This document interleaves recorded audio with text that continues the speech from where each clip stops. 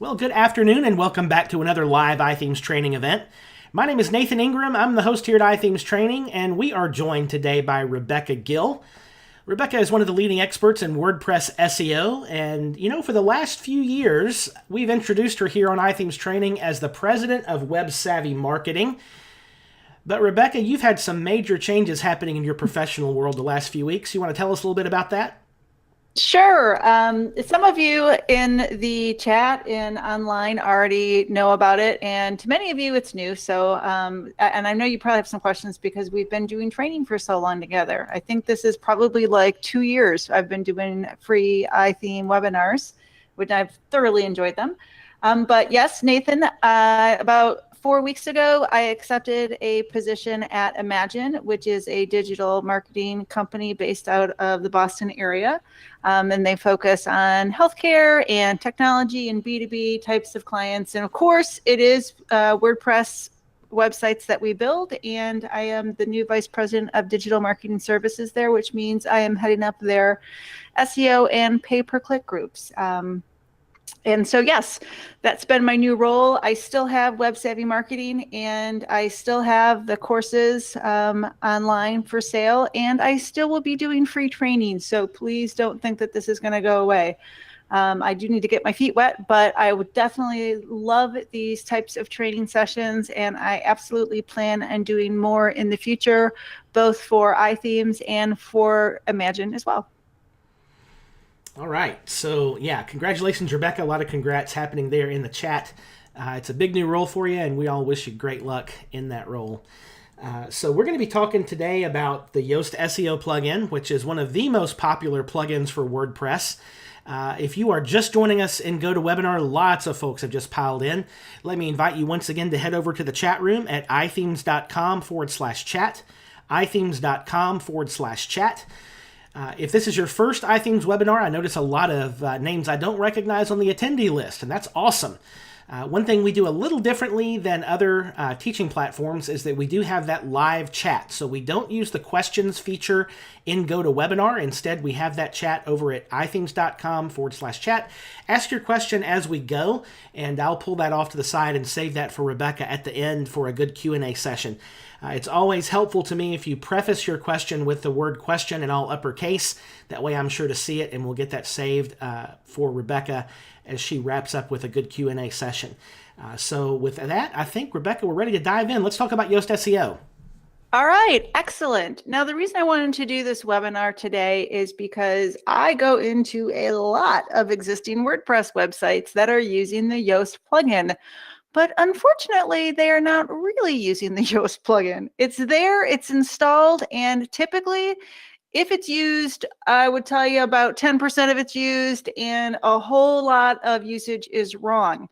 And why would that matter? Well, when you start populating Yoast incorrectly or even fail to use it, in general, you're not helping yourself put your best foot forward for SEO, and you're not helping the search engines better understand your content and who your content can be a fit for. And that's really important.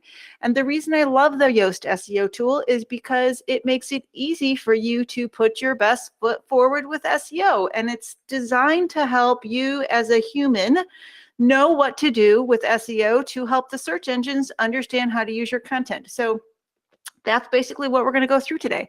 Nothing intimidating or challenging. I just want to make sure that you know what's there. I want to cover things that typically I see that people completely don't even touch or fill out. And then I want to hit on some areas where people completely do it wrong. And in the process of that, they tend to get themselves in trouble and they do more damage than good. So that's going to be towards the end of the webinar. And that's a really important piece. And I can't stress that enough. Even large corporations that are publicly held with teams and teams of SEO people and dedicated people still get this part wrong. So when I say you're probably doing something wrong, that's why I say that, not to chastise anybody or to be egotistical on my own. It's that a lot of times we all make mistakes. Our intentions are good, but we kind of fumble along the way, and I want to take that away. I want to make sure that you know what's important to Yoast and you know what you should be paying attention to. And you also know what little green and red dots to kind of ignore because they will lead you down the wrong path. So with that, let's just kind of proceed and get going.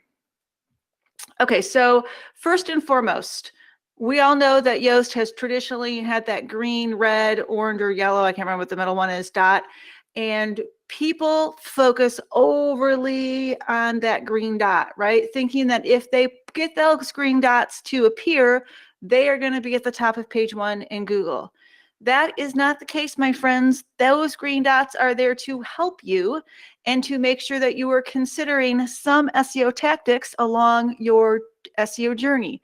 It is not a guarantee that you're going to rank, and you do not need to have every green dot or every dot green to rank.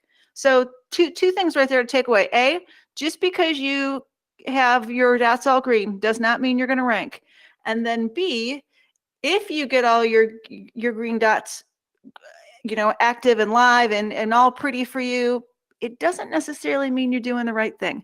So that's why we're going to go through that this today, and that's why I really wanted to push this with the iThings community.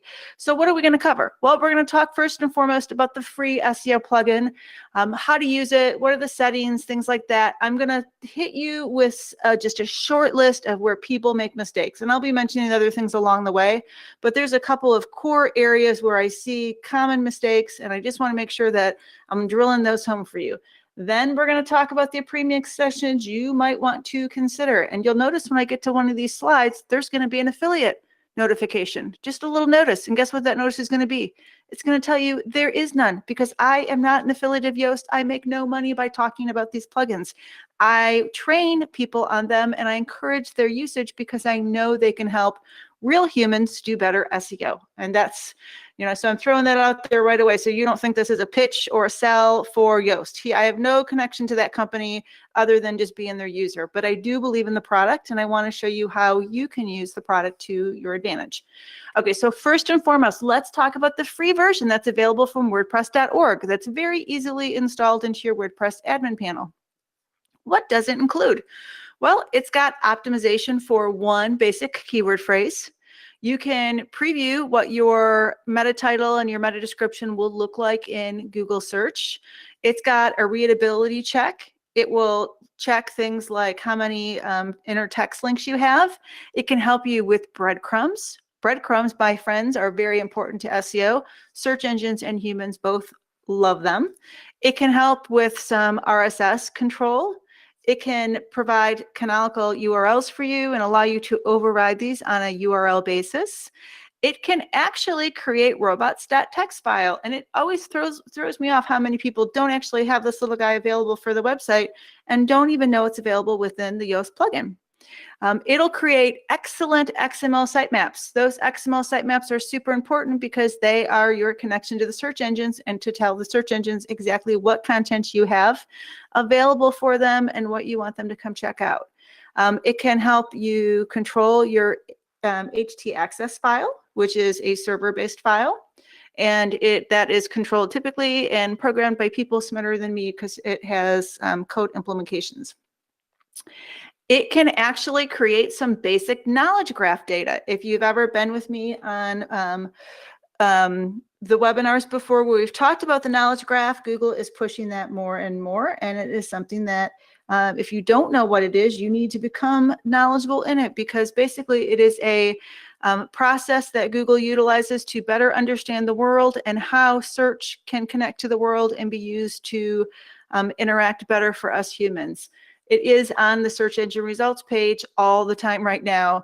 And all of those extra things that keep popping up, like boxes for companies and books from authors and events and movie theaters and shows, that's all getting driven by the knowledge graph. It can also help you with open graph data for social media sites. That makes your content better appear on social media, which will better help with click-through rates and driving traffic to your site.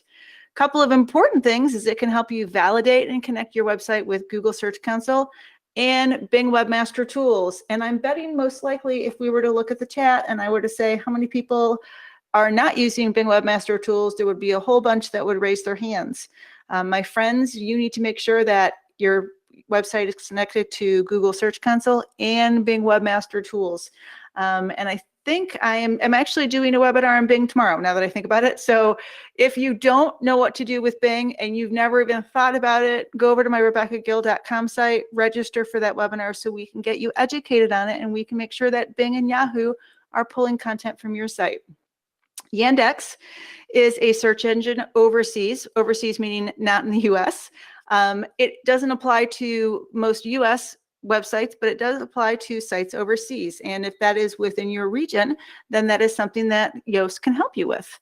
You can actually integrate Google Search Console so you can get data from Google Search Console back to you within your WordPress admin panel. So you can check things and make sure that your site's healthy. And why is that important? That's important because most of us don't have time and we totally forget to go check out Google Search Console and see what kind of errors might be there. And then there's just some like bulk editors for meta titles and descriptions, and then some import and export options. But there's a lot there.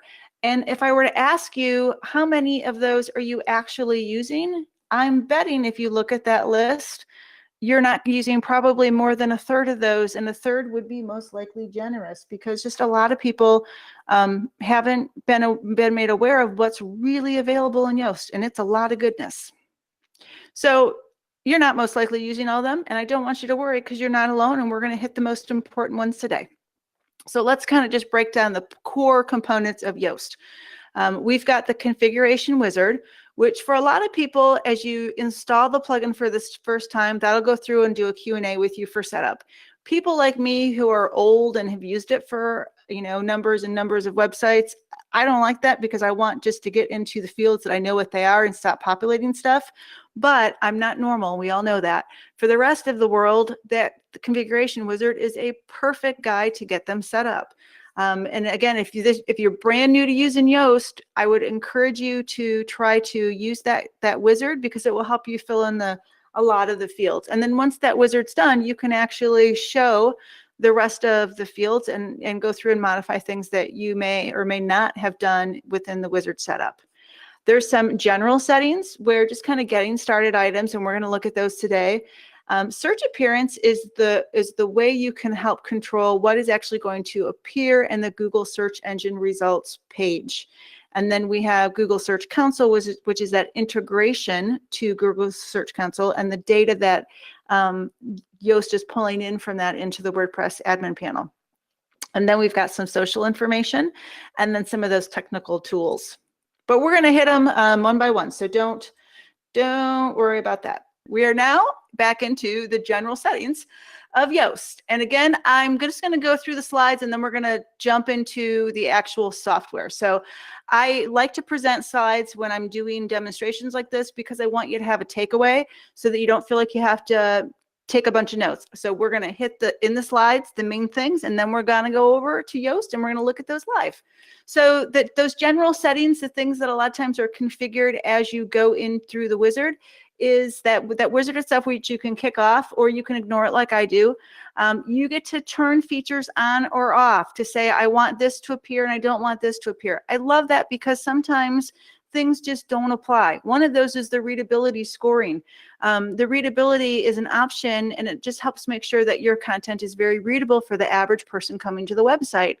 But unfortunately, if you're like a B2B company and you're in the tech environment or maybe healthcare, it's really hard for that all to be so readable and to get that little green dot on readability because your content doesn't lend itself to that type of flow. It's more technical, it's more complicated, and it is impossible to get that readability score to be what the Yoast plugin wants it to be. And so that's one of those situations where I will turn that off a lot of times for either myself or for clients because it's just not a good fit. Let's see, so then we get to view problems and notifications and just general things like that. Okay, so the search appearance, I had told you, is what is actually going to show up in the search engine results page for Google. This is going to be things like the knowledge graph, setting elements within the site to no index and omitting them from the XML sitemap. That's super important to keeping a healthy site. We're going to have media attachment control. That's a newer option in Yoast, and we'll explain what that is. And then we've got those breadcrumbs that I said everybody loves, and then your RSS control. All right, then the Search Engine Console is once you integrate your website to Google Search Console and you allow that integration, you actually can get feedback into your WordPress website. And it looks much like this, which is much less intimidating than the Google Search Console admin panel is.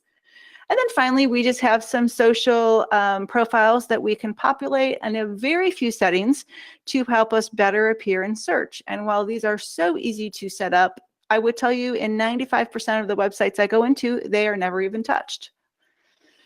All right, and then we've got the tools. XML sitemaps, robot text file, htaccess. And if you notice as I've been going through these and I've been grabbing those screenshots of Yoast, nothing is overly intimidating. Everything is fairly user-friendly. And they've done that on purpose so that you're not intimidated by all this technical jargon. This guy is one guy I want to make sure that we spend some time on, because this is the on-page editor. This can get you in trouble. This is those green dots that appear for your post or your page or your products, and where people tend to want to over-optimize in an effort to get everything green. We don't have to do that. We really want to make sure that we're using the plugin as we're supposed to be, and we're not overly focusing on the feedback that comes that kind of gets taken out of context in some places. So I am now jumping over to an actual website, and we're going to start looking at some of those general features. So this is one of my websites, and like I said, when you go into the dashboard, you can do the configuration wizard, which is this lovely lady right here. Or if you're me, you can skip it and you can just start going over and populating stuff. One of the most important things that you can do when you start is looking at the features list. And again, this is an area where Yoast just made this pretty easy. The team's like just got a little on-off button that you slide back and forth. The one thing though that is kind of a disadvantage is there's not really apparent indicators on what any of this means, and people tend to forget that these little question marks appear, but you can click any of them and it will give you a short description of what it is and then a link for more information. So this SEO analysis is, do you want those green dots to be appearing when you're actually entering in content and like the post or the page? I always encourage people to turn that on. The readability index or analysis is the one where I was saying it may or may not apply to your site based on the type of industry that you are in. If you're talking about food and you're talking about recipes, yes, for sure, turn that on because it can be helpful to you.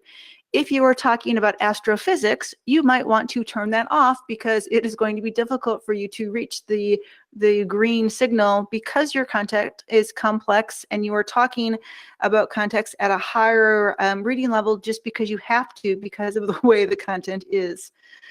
Cornerstone content is an option that allows you to create hubs in the website.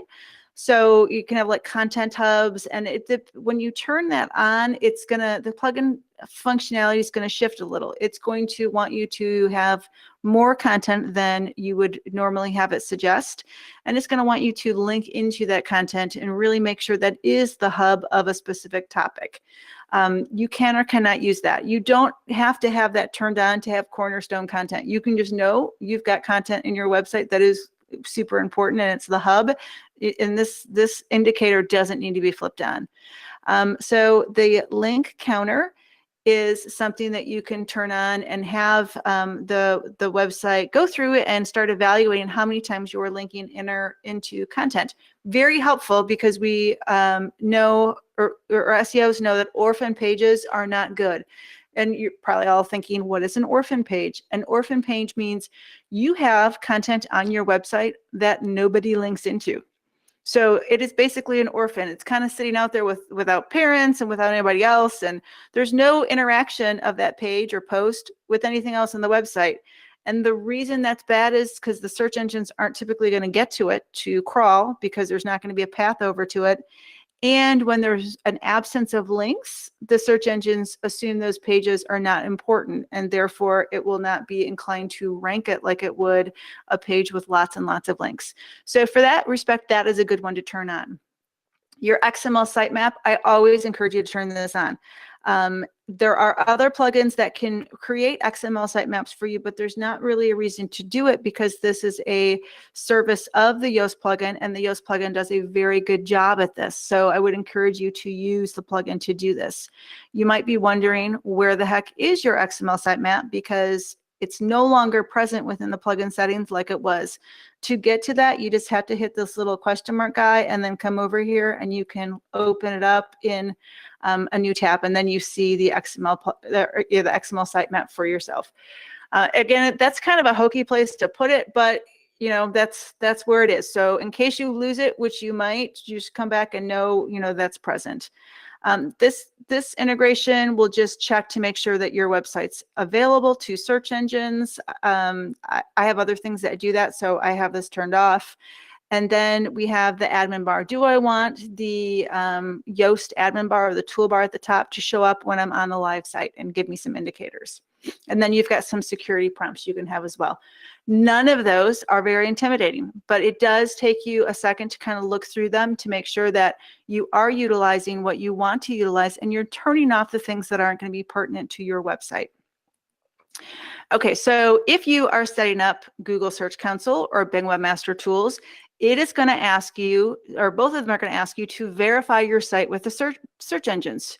That can be intimidating because they can give you different means of doing that. But guess what?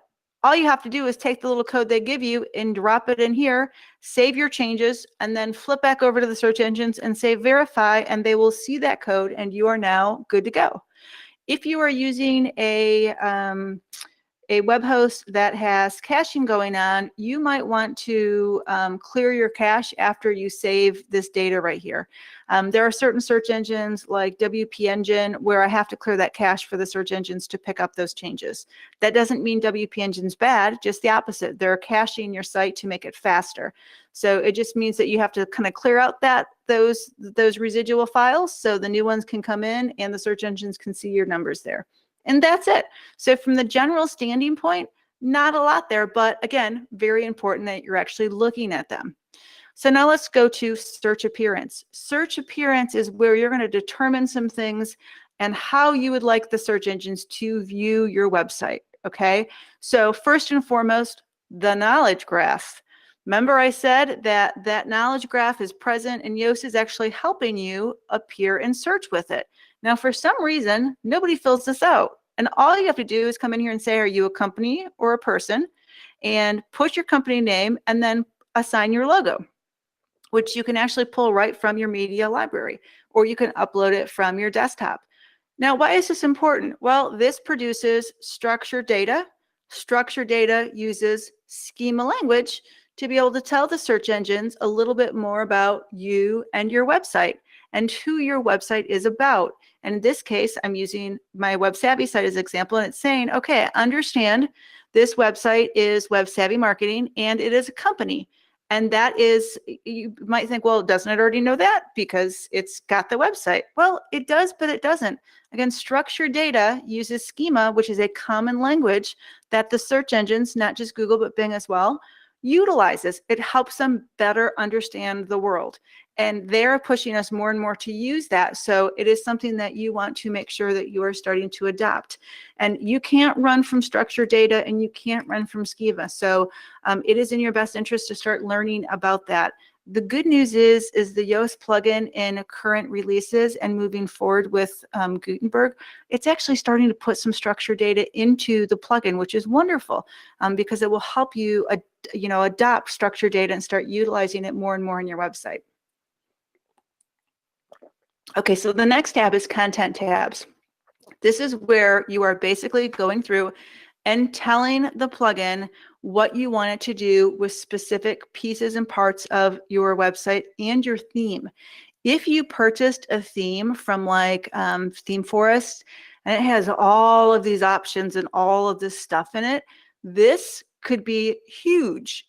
Mine has, the basics of WordPress posts, pages, and you generally have images and things like that. But I also have some custom post types, which are my industry, my portfolios, my testimonials, and then this is a plugin. So basically the Yoast plugin is going out to see what type of content buckets you have on your site, and giving them to you so you can decide how you want to handle them. Again, if you've got a theme forest theme that is multi-purpose and it can do 20,000 million different things, this could be a really long list. Here's the issue though with that really long list. If you don't pay attention to it and you leave everything open to the search engines, you could have a bunch of demo data sitting there, which is getting pushed out to the search engines, which is polluting your website. It's duplicate content with other websites on the web, and it makes no sense in relationship to what your website is truly about. So you do want to make sure that you are cleaning out that demo data and that you are looking at this particular screen and deciding what you may or may not want to show. Now, something I don't want to show to the search engines is my simple URLs. These guys right here are the ones that are like affiliate links that I use a plugin for it. I don't want these to get pushed to the search engine. So all I do is say, no, basically don't send that over. Please ignore it. Now I do want my pages to send over to the search engines. So I can bring things in to say, what would we show? Well, I want to turn this on. I want to, by default, have my meta title be the title of my page. And by default, I want my meta description to be an expert. So if I don't put in a meta description manually, please go and pull whatever you see at the front of the page right away. Very easy to do, right? It just makes your site healthier for the search engine. So you want to go through one by one to look at these and determine what you want to show. Next, we've got this media and attachment URL. What the heck is this? Didn't I hear something about this on the web? And didn't everybody freak out at Yoast and threaten to leave the plugin for good and threaten Yoast the company? Yes, this is the field. Basically what happened is this was an option that was put into the plugin, and when it was installed for certain people, it didn't populate as it should have, and it was causing some confusion for the search engines, and it caused a little bit of wonkiness in ranking of keywords. And yes, some people really did freak out because it did hamper their ability to appear in search. Now, don't panic, because for the most part, that is not an issue whatsoever. It's just now a new tool within the plugin that we get to use to make our site healthier for the search engines. It's as simple as what it is. So here's the gist of this, is when when WordPress has an image go into the image library or the media library, it automatically creates a additional URL where it stores that image for public consumption and view. The fortunate part about that is a thin content URL. There's nothing there besides the image file, and it pollutes your website. I mean, if you have 200 images, you've got now 200 URLs of basically no content. And that means the website is wasting, or excuse me, the search engines are wasting time crawling those URLs, and it just kind of brings down the health of your overall website because it looks like your website kind of has empty crap on it. It's the best way to describe it. So we just want to turn that off. We don't want those to appear. And that's what I'm doing here by saying, I want you to redirect all of those WordPress created URLs to the actual file itself. So don't store the image of my headshot on a specific URL. Just link people over to my headshot, because that's really what they're looking for. And that's where you would want to turn this off. Most websites are going to fall into this scenario. If the area where you wouldn't do that is if you have a very image heavy website and you are putting very detailed descriptions in that media library to say, here's an image and here's 2 paragraphs about what this image is. Most people don't do that. So again, you would make sure that this is flipped to yes. Okay, so what about taxonomies and categories and tags? Just like your pages and your posts and your main content types, you want to review this to see if there's anything here that you may want to turn on or off with the search engines. I turn off the format because that's just gobbledygook going to the search engines. I allow tags to go to the search engines, and I allow categories to the search engines. And guess what? You can actually have categories rank in search. I have one of them rank in search, and it brings in traffic every single month. So don't let anybody tell you that they cannot rank or that the search engines don't want to rank them. They just need you to actually tell them what this category page is and what it's about. And filling this out right here and then making sure you're filling it out within the category setup is a way to do that. And I will try to remember to show you how to do that later because it's really, really easy. Now we just get to some archives like authors and dates and things like that. And I typically don't use any of that because for me with a single author website, it doesn't provide any benefit. Now for my site, I have breadcrumbs turned off. Breadcrumbs are excellent for SEO and excellent for usability.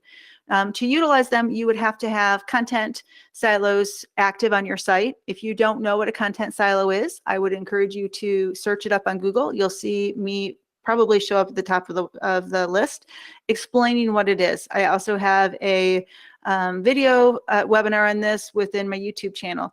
But these are important. If you've got parent-children relationships in your website, you want to turn this on and then make sure they're appearing right so that you can have these be available.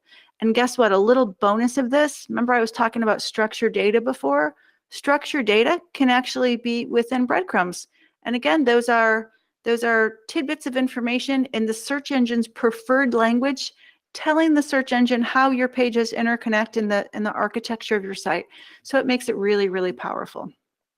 And then we've got this RSS, and I'll be honest with you, I never really touch this because it doesn't really matter to me as a user typically. So that's one you can or cannot look at, but I wouldn't spend much time on it because it's just special circumstances where you would need it. All right, so now this one, this section of the plugin setup is the connection to Search Console. You are only going to see something here if you've connected this to actual Google Search Console and you've done the integration. Not just validate it, but actually do integration. And this would appear on the screen if you hadn't done that yet. This is just bringing back 404 data. And you can see I have stuff in there from 2017, which tells you that me as a marketer, I'm not doing the best at reviewing these and cleaning them up because I honestly am just too busy to do it. However, I would encourage you to do it because it helps your site be healthy and it helps make sure that your site is as clean as possible for the search engines to understand things. This smartphone usage and then you've got like the feature phone usage. So feature being old school phone, smartphone being like an iPhone. You can have, if you've got two different types of websites, a mobile version and a regular version, you'd have discrepancies in the data because it's actually different data. And these tabs are allowing you to see that different data. So just some things to be aware of. And again, if you haven't done the integration, I would encourage you to do it because it will, again, help you keep your website healthy and making sure that you're seeing information come from Google directly. Now, this social profile, super easy to use. I mentioned that earlier, but a lot of people don't use it. They don't even know it's here. Why would I want to do this? Well, if we go and search for like Home Depot in Google, it will give you a knowledge graph box for Home Depot, the company, and it will show you their social media profiles. Where might that be coming? Well, one of the places it can come is this little box right here if they're using Yoast, because this is actually going and telling the search engines in structured data and using schema what social profiles you have. And it's allowing you to help the search engines better understand who you are. And that's simply because you're saying, oh, by the way, I have a Facebook page. Here's the URL, which allows the search engines to see that URL, digest the content there, and then relate it back to the content it sees on your website.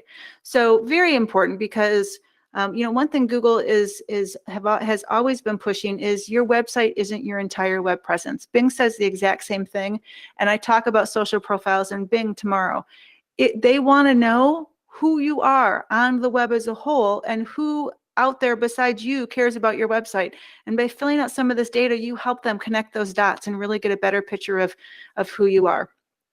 And all you have to do is drop in your URLs. So the next few tabs is Facebook and Twitter and Pinterest and Google, and you're just going to go in and enable this open graph. And that open graph will allow the search engines to better present your data.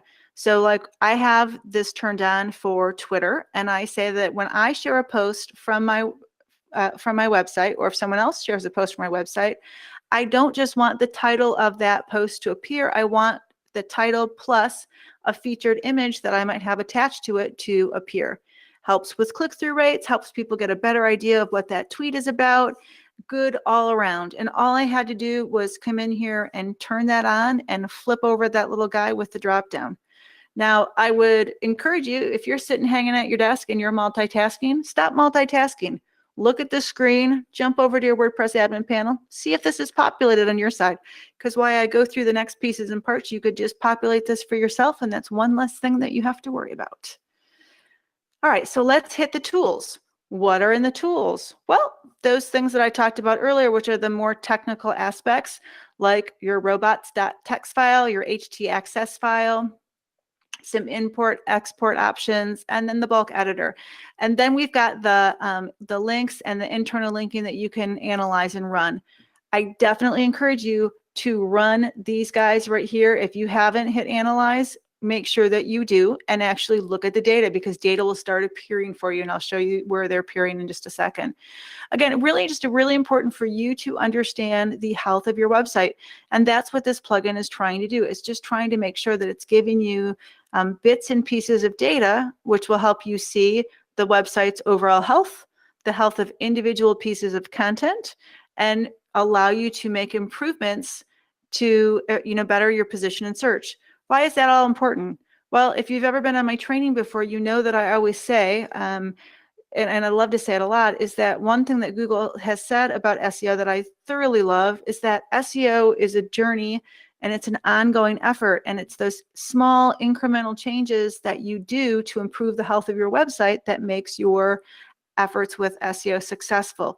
And all of these little things that Yoast is giving you, that's what these are for. It's trying to help you make your website healthy.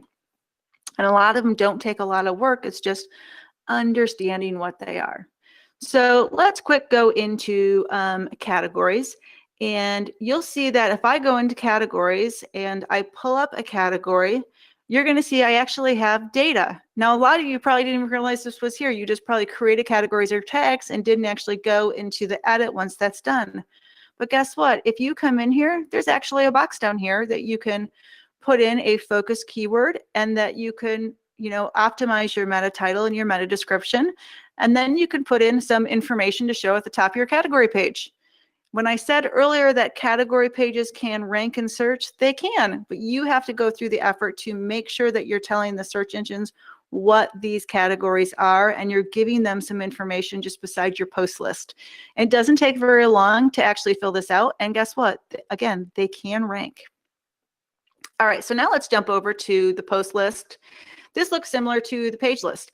If you come in to your page or post list and you see this list of mine and it doesn't look like yours, that's because you've not turned on your Yoast features up here in your screen options. Every screen of WordPress has this as an option. You just have to go in here and say what you'd like to appear. And you're going to see that I've got these little links coming in and out of content to help me know what may or may not have been optimized for my site. And so, small little pieces of data, but big measurable impacts when you actually start to pay attention to them. All right, so I want to bring up two different presentations of the on-page optimizer in Yoast. This one is the premium version, and this one is the free version. A lot of times people say, what is the difference? Do I need the premium version?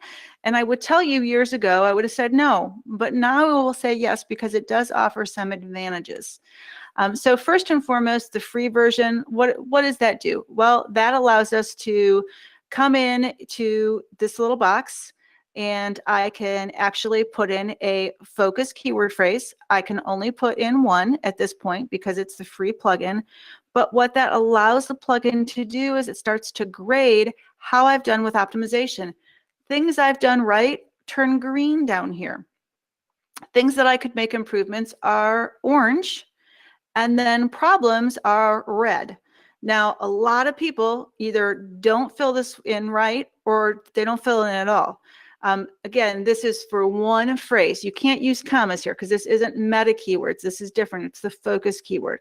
It's just a focus keyword is simply, what would you like to optimize this page for? Put that phrase in. Let me help you by giving you some feedback. And if I were to take this away and save it, let's see, copy. Actually, I want to cut that. Look what happens. Now all those those signals went away because it can't actually figure them out because there was no keyword phrase. So if I add this back in, everything starts to pop back in again. Again, this is the Yoast plugin trying to help me. Now, there's a few things that I want to caution you on. One is you don't need to have every dot green. That isn't going to make sure that you're going to show up on search. A lot of people go towards that and move towards that, and the problem is they over optimize. Things like your your focus keyword didn't appear in your alt image. That is one where I always see over optimization in, and the search engines have little tolerance for that. And this is right here. It says the image on this page does not have alt attributes containing the focus keyword. What is an alt attribute? An alt attribute is that text that tells the search engines and screen readers what the image is. That's what that should do. It should tell the search engines that. In my post, I have a picture of my friend Carrie Dills because I interviewed her. What would the alt text for this image be? It would be Carrie Dills. It's Carrie Dills. It's a headshot of Carrie Dills. I don't need to force in the focus keyword because what happens? When I do that, that becomes keyword spam, and it doesn't help the search engines figure out the nature of that image. It doesn't help screen readers, and it just makes everybody angry. Now, I have some clients where I've been helping them with optimization, and when I go into their very long blog posts, they may have 10 images. Guess what every image has for their alt text? It has the word right here. And guess what I've noticed? In those blog posts where they've got the same alt text but matches the focus keyword and 10 different images, that's over optimization. That is keyword spam. And the search engines don't rank that content because you're giving them garbage. It's garbage data in, and they know that's garbage content out for humans. They're not going to rank you. So use those. You got to look at those dots and say, do I really need this? Is this going to help the humans? And if it's not going to help the humans, then don't force yourself to use it. Another one I want to focus you on is the keyword density. I know that's still in this plugin, but guess what, friends? Keyword density isn't really a metric anymore. Does the search engines need to see your focus keyword in your content? Yes. Is it helpful to have it in the URL and in the title so they know right away that's what your focus keyword phrase is and this is the nature of your content? Yes. Do I have to have a keyword density of 0.3%? No, because that's not what they're looking for. Now it's 2018. They want to hear things like, they want semantic search. They want you to help them understand the nature of your content by using other content besides the focus keyword phrase. Here's a really easy example of that is mice. If I'm writing about, mouse, am I writing about a mouse that is going to live in my walls? Hopefully not. Or a mouse that's sitting on my desk, right? They don't need you to tell them 20 times that to increase your keyword density of the mouse. What they need to know is my post about the mouse on my desk also includes monitor and keyboard and computer. Those words help them understand the nature of that word and help them understand the nature of my content. That is semantic search and semantically utilizing context of your article to help the search engines understand it and use it for humans. That has nothing to do with keyword density. So if you have a takeaway of today, put away keyword density. Instead, reread your content and ask yourself, does it semantically help the search engines understand what the content is about and if it can help them figure out what humans to be using it for. Other things I tend to ignore is the slug words, or the stop words.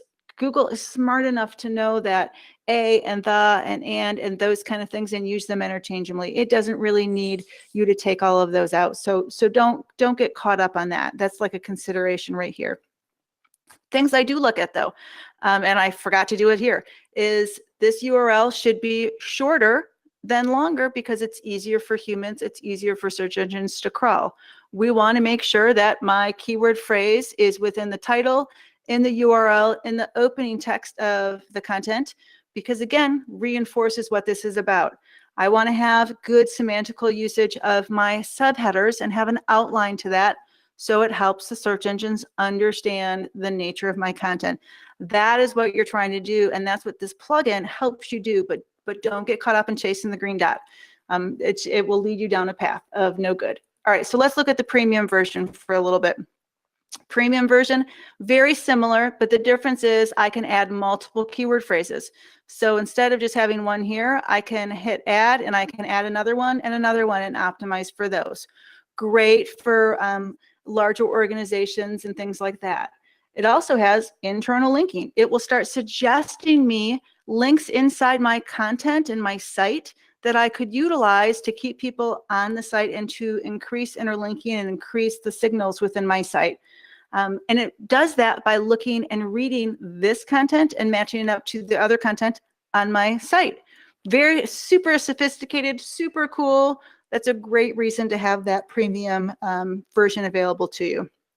One other reason is, say I were to come up here and change my URL. I realized I forgot to shorten it. And if I went and changed the URL, I would want to make sure I had a 301 redirect active, because it would route people from the old URL to the new one. Same thing for search engines. It would tell them that old URL is gone and to push traffic and SEO value to the new URL. Guess what? When I change this URL in Yoast in the premium version, it'll automatically create the 301 redirect for me. So that's pretty cool because it's doing work for me and it's keeping my site healthy. So all of the goodness in Yoast, and when you start to break it down piece by piece, it's not super intimidating. Just things I want you to be aware of that are there. Okay, some common mistakes. I put the slide in there because I want to make sure that you have this as a takeaway. First one is installing the plugin and forgetting to actually configure the core settings. Go through those screens. They're not that challenging. They're not that scary if you just start to take them one by one.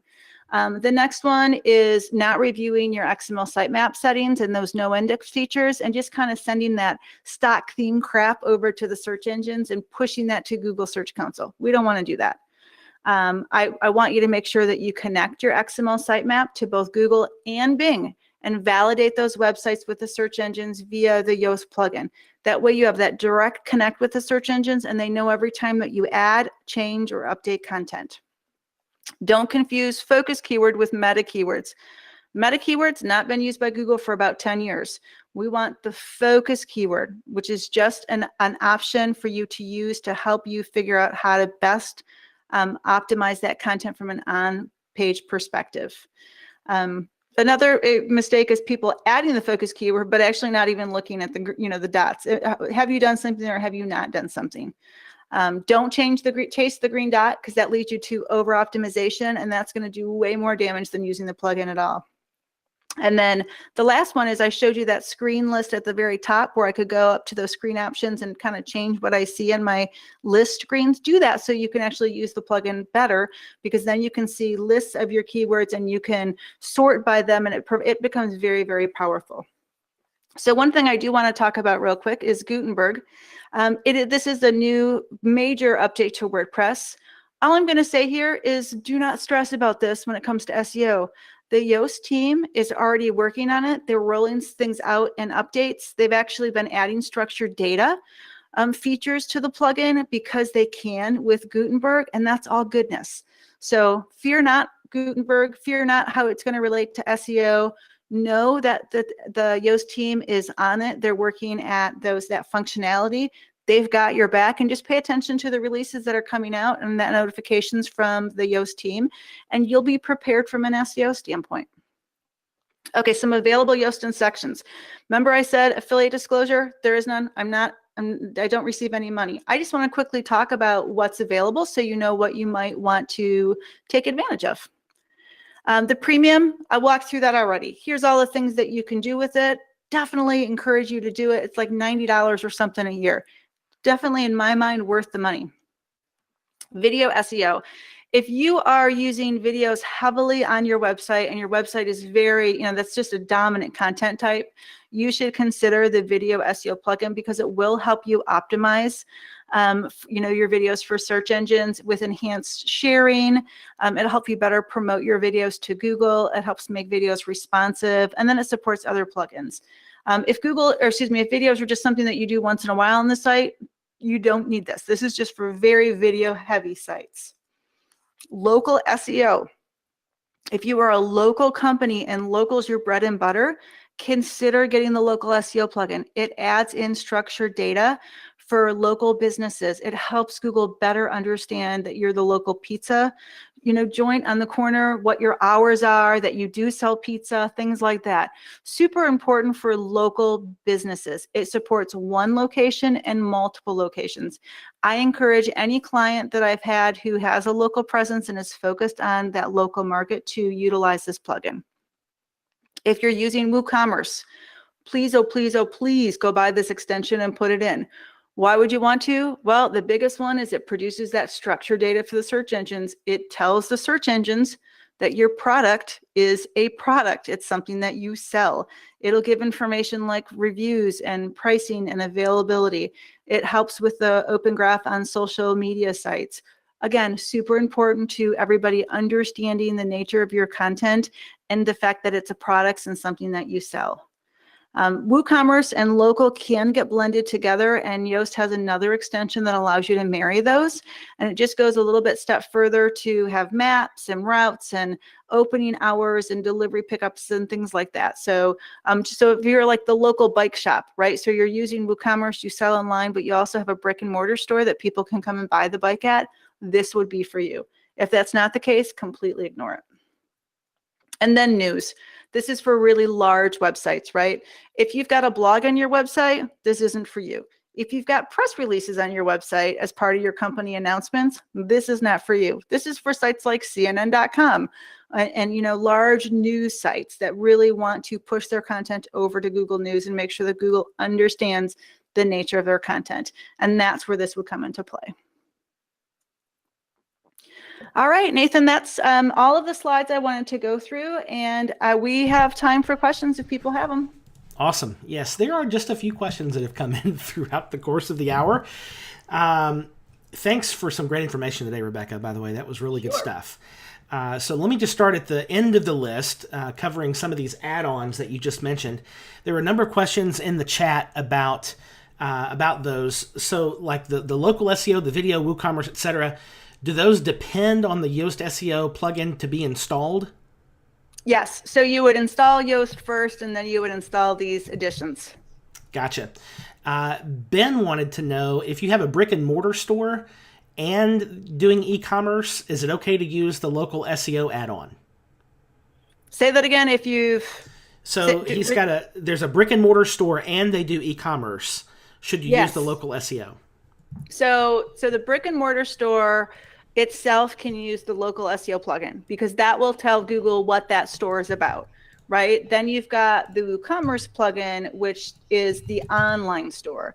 And if you want to merge them and combine online sales with like local pickup, or I have these online inventory that's available locally. You know how like you go to the Home Depot website and it says, what's your local store? Oh, we have this in stock. Those, that's the kind of that connection point. That's where you would use the local SEO for WooCommerce. Got it. Let's see. Laurie wanted to know, do you need to add the sitemap to the Google Search Console, or does the Yoast plugin do that for us? No, that's a great question. You need to actually add that into your Google Search Console and into Bing Webmaster Tools.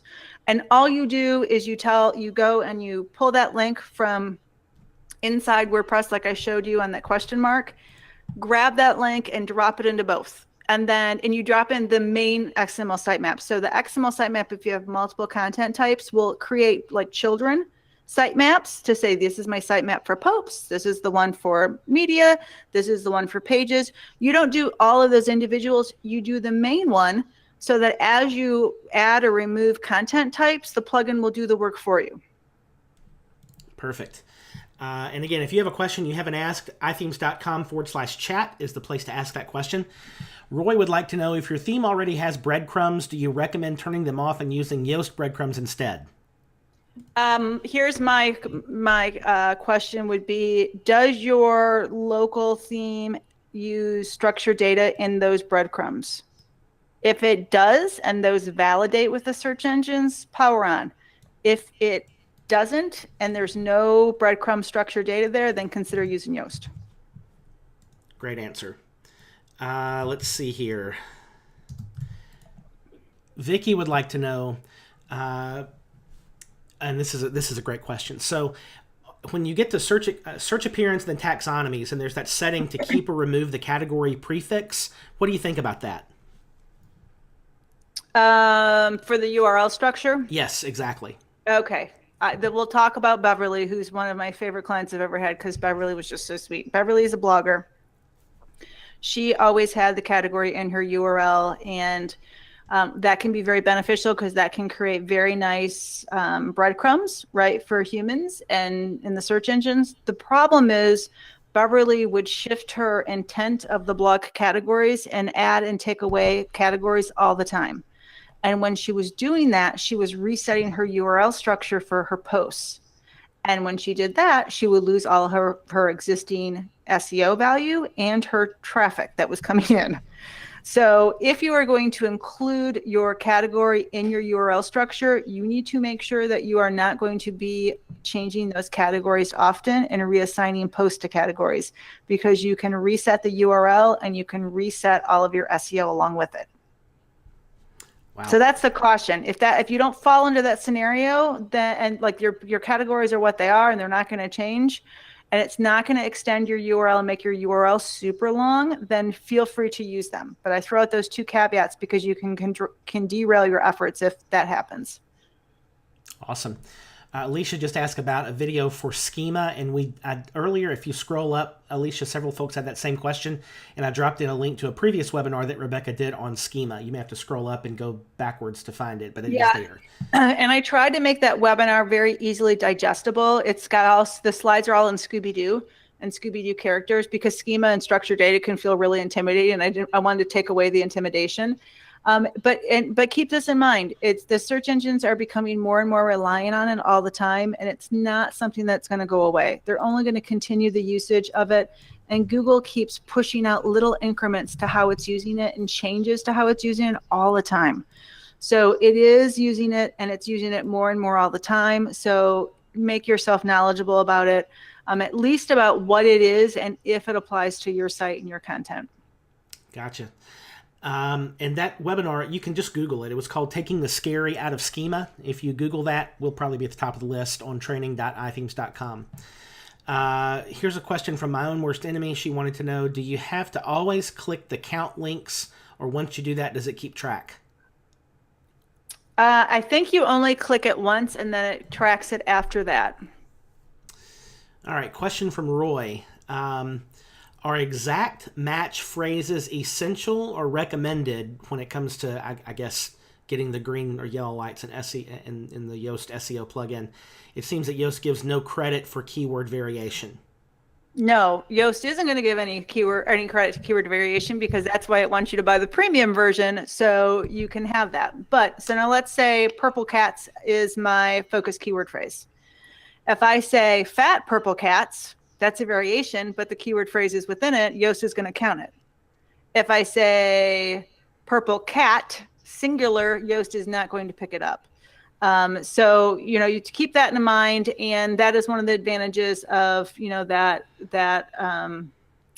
premium plugin, because you can use those different variations in there and plug each one in and then look at the optimization of each one individually. Great. But again, remember, keyword density, not so much a factor anymore. So don't think that you have to have, that 0.3%, because that's not true. Google, for the most part, looks at purple cat, and purple cats is the same. Got it. Question from Kim. Do you have any insight on Yoast and page builders? She's saying the builder she uses is called Cornerstone, and it doesn't seem to be working correctly. Any thoughts on that? Yes, page builders are the bane of my existence because of that. Whenever I get an SEO client and they have them, a little part of me dies inside. And it's not that they're bad, it just makes it hard, because you're like looking at different pieces and parts to try to find the data. And that's the problem with Yoast. I mean, like, Yoast is a plugin. It's binary, right? There's zeros and ones that it's using to figure stuff out. It doesn't know every single page builder that's added in fields into the edit screens to know what to check. And that's why the Yoast plugin's not picking those up. So what I would do for if you're using those page editors, preview your page live, do a find on the page for your keyword phrase, and look to see where it's showing up. And that will help you figure out, are you using it? Are you using variations, things like that to help you with the optimization, because the page builders make it very, very difficult. Yeah. So we've got a ton of questions still coming in, and we're already over time. I've got a few questions in the queue here. If your question doesn't get answered, I just dropped the link for Rebecca's Facebook group there in the chat. Rebecca is in there often, and there are a lot of folks who know SEO who are in that group as well. I would encourage you to ask your question there. If your question has come in the last few minutes, we're probably not going to have time to get to it today, as I already have just a few in queue here and we're over time. So head over to the Facebook group SEO Launchpad and join there. That's a really great resource. You want to say anything about that Facebook group, Rebecca? Sure. So there, like Nathan said, it's really active. There's multiple posts per day, either from me and articles I found or questions people have. And I'm not the only one that answers questions. There are men and women who spend their time writing more detailed answers than I do, and they're so good. So if you've got questions, it makes an awesome, place to find some data, and it's SEO Launchpad, and it's free. You just need to tell me you'd like to join. Okay. And I've got 4 questions in the queue, and we'll wrap things up. Paula wanted to know, does Yoast plugin do anything with Instagram? Not that I'm aware of, no. Yeah, Instagram does not offer a whole lot of API help, so it'd be kind of hard to work with that. Ron would like to know, can you say something about Yoast Glue for SEO and AMP plugin? Sure. So if you need AMP, and not everybody does, the Yoast Glue plugin for AMP will, so AMP, there's the AMP plugin, which will add AMP to your site, and the Glue plugin will take the visual, the display of your site, and make the AMP version look more like your site. So instead of just making it look blah, it makes it look a little bit more like your existing theme. And that's the usage of it. But again, a lot of people don't need AMP. So don't feel pressured to have to install and implement that. Got it. And one last question from Philippe. This is a good one. So why use Yoast SEO over all-in-one SEO? What do you think? Okay, so the developers of all-in-one SEO are wonderful gentlemen. I know them both. I've dined with them. Super knowledgeable, super smart, solid plugin. The reason I use Yoast over that plugin is all-in-one does not offer a focused keyword phrase. Which is important to a lot of people because it helps you not compete with yourself and not have keyword cannibalization on your website. It helps if you don't because here's the deal. If you don't know where a keyword phrase lives in your site, neither does Google. And if Google doesn't know, it's not going to direct people over to your specific content for that keyword phrase. Yoast helps stop that, right? It helps make sure that you are optimizing specific pieces of content for specific phrases. You're not competing with yourself, and you are really trying to optimize and hit some major points. That is if you're using it correctly. And so that's why I use the Yoast plugin, because it has that on-page editor help, and it helps track what keywords belong to what URLs. All-in-one is more of a technical SEO at the site as a whole, and it doesn't offer that granular detail that Yoast does. There you go. So, Rebecca, thanks. This has been really great information. And let me point your attention, folks, to the sidebar beside the chat room there at ithings.com/chat. There's a special deal going on for the last SEO Summit, which was just a few months ago. It was 4 days, 12 hours of intense SEO training. The original price was $247. You can get access to those replays for $99. That's a limited time deal that includes a 133-page slide deck and lots of templates and downloadable homework and all sorts of things that you can do and follow along with those live recordings. So if you want to learn more about SEO, that is a fantastic deal from an SEO pro, Rebecca Gill directly. Also, I've dropped in the chat a couple times the link to Rebecca's Facebook group. I'm sorry we did not get to all the questions today, but we do want to really respect Rebecca's time. Lots of questions I know were out there. So the Facebook group's a great place to get those questions answered, as well as interact with Rebecca and a lot of other folks doing SEO there in that group. And chances are you can get an answer to that question if it wasn't answered in the webinar today. There's also a link to today's slides there as well if you'd like those. So with all that said, hey, Rebecca, any last comments as we wrap things up? The last comment I would have is if you are not using Bing Webmaster Tools and you don't feel like you're strong in it, please feel free to join me for tomorrow's webinar, because I will go through that, what's important in Bing and what's there that you don't even know there, and you can register for that on the RebeccaGill.com website. Yep, and so that's a webinar not here on iThemes Training, but on RebeccaGill.com, so make sure you head over there and check that out. One more thing. Next month's webinar, Nathan, yes, is on website personas. If website personas freak you out and scare you, I've got a great Winnie the Pooh presentation that will put it all in perspective for you. We're going to analyze the Winnie the Pooh gang as website personas and show you how keyword research applies to those website personas. So join us for that, because that's free training and it will be really good, and it will open your eyes to keyword research techniques that you don't even realize exist. Awesome. So that's just a couple of weeks away. That's on Wednesday, October 3rd. The link is there in the chat room for using website personas to improve SEO. That's going to be a good one. So thanks again, Rebecca, for being with us. Really appreciate your expertise and knowledge. Encourage you guys all to take advantage of that webinar Rebecca's doing tomorrow on RebeccaGill.com, as well as check out our Facebook group to get more questions answered. Thanks again for hanging out with us for the last hour. My name is Nathan Ingram, here for iThemes Training, where we go further together.